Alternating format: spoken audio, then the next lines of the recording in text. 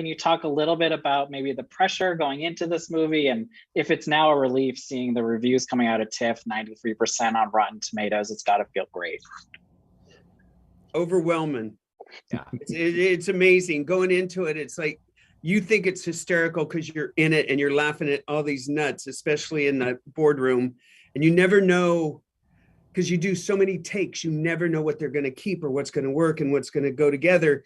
And then to see it at TIFF with that crowd of, God, it was almost 2,000 people. Yeah. It was overwhelming, the response that we got from that audience. And it's like, oh my God, this is a lot bigger than I anticipated.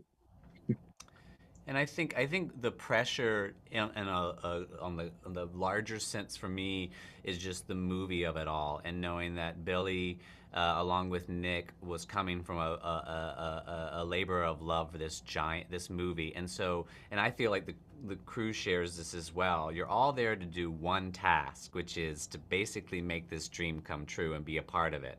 And yes, it's a gift to you. So the pressure, not that the pressure is on us, but you want this to be everything that they imagined as they wrote, and what Billy is pulling from in his own personal life and tapping into. So to know that when and at the core just be funny, which is the other thing Billy is a mandate for him. So it's just about coming to the table and helping rise up this piece together. Yeah. Yeah. And I think did you want to add?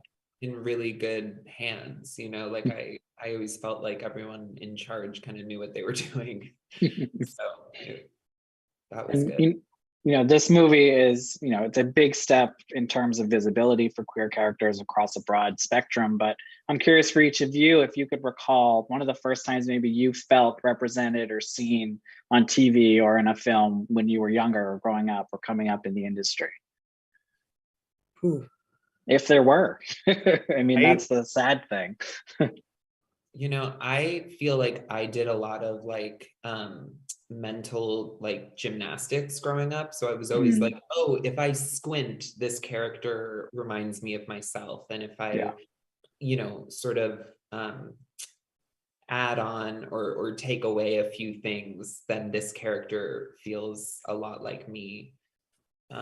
So one of the big ones for me was Jawbreaker, because there was a character in it who was sort of felt invisible, and then she gets a makeover, and then she becomes the queen of the school. And I was Fern Mayo. Yeah, I was like, Fern Mayo, that's me. Yeah, I think for me it's that question brings up a slightly different journey sometimes with my answer. As what I looked to, the younger part of myself probably wasn't as prepared of what I was feeling when I would see certain things, but the adult in me, and in the context of my timeline, I came out later, but now it's well over 10 years. But even then, I think but this speaks to movies, but I was in a theater company, the Groundlings, and I was surrounded by close friends who were very much living their truth and out, and I really looked to them, what I was feeling at that moment for the first time, which was a community feel. So it was through art that I was really seeing a freedom that I wasn't living yet, a truth that I wasn't embracing myself. Now, the young person in me knows I was watching Silver Spoons and I was obsessed with Jason Bateman and I was in love.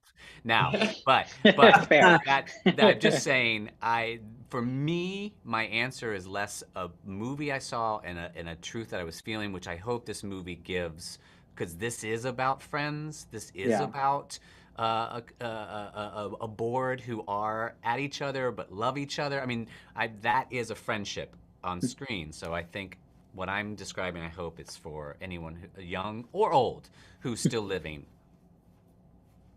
And I think for myself, the two women that I looked up to just be your authentic self was Amanda Bears. When I worked with her back in 94, 95 on Married with Children, I did a bunch of episodes.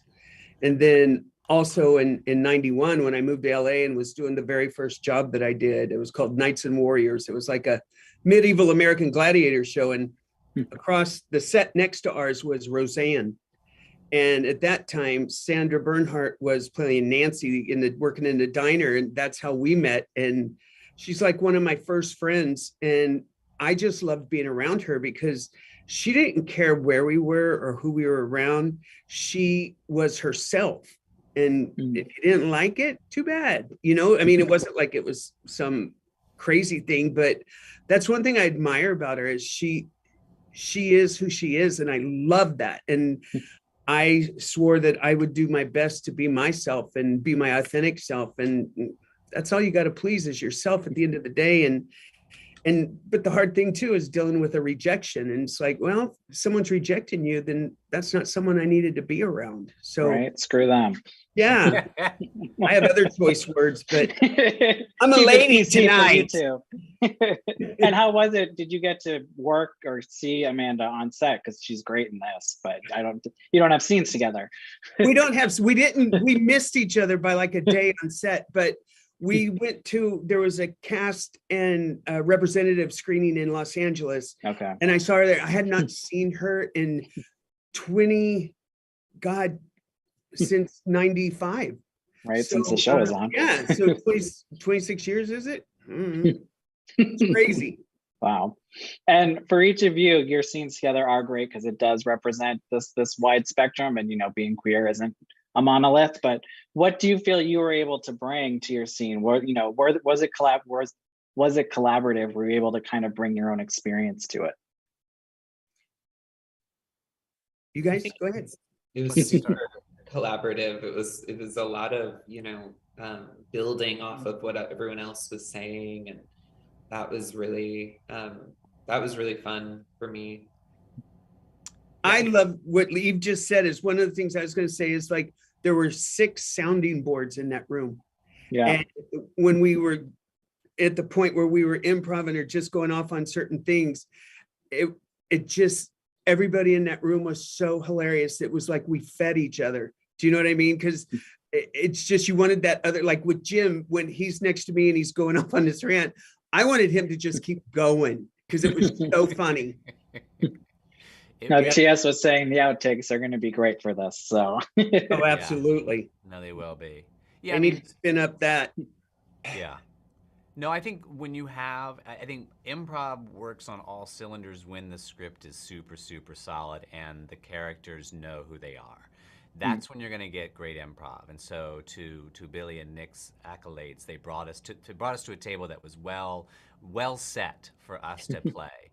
And that it's so often improv can go off the rails if you don't have that foundation. Yeah, I believe it couldn't have been better written. Yeah. No, it's such a good movie. You guys you're all great in it. I just want to ask for you if you had favorite rom-coms before. Obviously this one is finally doing some more representation that I think a lot of us didn't have before, but were there favorites that you had before? I think one of my favorites, and I'm just going to throw it out there, is Overboard. So good. Oh my gosh. That's one of my favorite movies. I think that was a pandemic watch. I mean, meaning that I watched it for an upteenth time. Right. I completely forgot about that as rom-com, which it totally is. I mean, Kurt Russell and Goldie Hawn, of course, they're off-screen magic too, but it's just so damn funny. Yeah. I liked My Best Friend's Wedding mainly because I thought, I guess Rupert Everett's in there, right? So, yeah, so we get some representation. But because I don't think she gets in the end. I think it's like a slightly twist there. And I thought, like, when you write a character like Cameron Diaz is supposed to, by definition, be the person that we're rooting against. But she's so charming. But I thought that was a nice little twist on that character. Yeah, for me it's always Pretty Woman. I just can't get enough. Classic.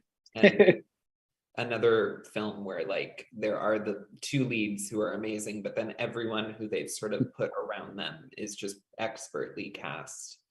Just like this movie. Good. We were fishing for that. Good.